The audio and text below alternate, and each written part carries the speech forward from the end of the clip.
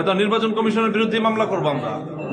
তুমি কেন ভোটারদের আপনি খালি একটা আইন ধরা দিলেন হবে? ঢাকা এবং ঢাকা তারা সেম একই ধরনের, ওখানে হয়েছে নির্বাচন কমিশনের বিরুদ্ধে মামলা করবো আমরা।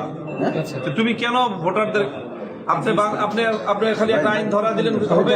বাতিল। আর আপনি ওই যে ঘোষামাজার একটা ইয়ে দেখাচ্ছেন যেখানে হচ্ছে 1,500-এর মতো, মানে আপনি যেটা পাওয়ার কথা সেটা হচ্ছে 1500-এর মতো, 1,500 আর 4,500, তাহলে ওইটার সাথে ইয়ে করে কনফ্লিক্ট করে, যেটা আপনার ইয়া 3,500-এর মধ্যে 3,500। আচ্ছা আচ্ছা 2,000 সামথিং।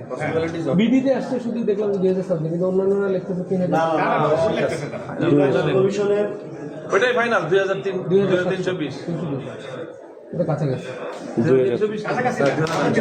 ঠিক আছে 2,420 বাতিল সবগুলোই কি আপনি পাবেন? না, ম্যাক্সিমাম আমি পাবো।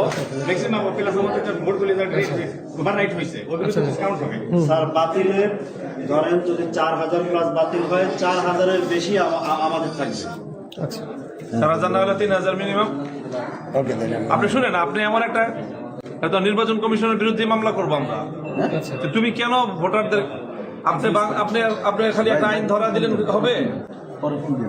আপনি গণভোটে কি বলতেছেন? গণভোটে আপনি 3টা ঘর করতেছেন, হ্যাঁ এই পাশে লেখা, আপনার সিল মারতে হবে সামনে।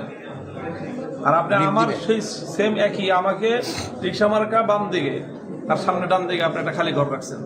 তো যে নাকি রিক্সা মার্কায় সিল দিবে সে তো বিভ্রান্ত হয়েছে, যেটা নাকি ধানের শীষের ব্যাপারে ওই আসলে কি হয়েছে যে সেম একই জায়গাটা এই ডানের অংশটা। হ্যাঁ হ্যাঁ, তারপর ডানের অংশ কেন খালি রাখবেন আপনি? ঢাকা হাটের কথা বলছেন? ঢাকা এবং ঢাকা তারা সেম একই ধরনের, ওখানে হয়েছে ধানের শীষ যে সিচুয়েশনে পড়ছে, ঢাকা তেরোতে রিক্সা একই সিচুয়েশনে পড়ছে। তো ঢাকা 8-এর ব্যাপারে তো নির্বাচন কমিশনের রেফারেন্সে আফরোজা আব্বাস সাহেব বলতেছেন যে এটা কাউন্ট করতে নির্দেশ দিছে নির্বাচন কমিশন থেকে।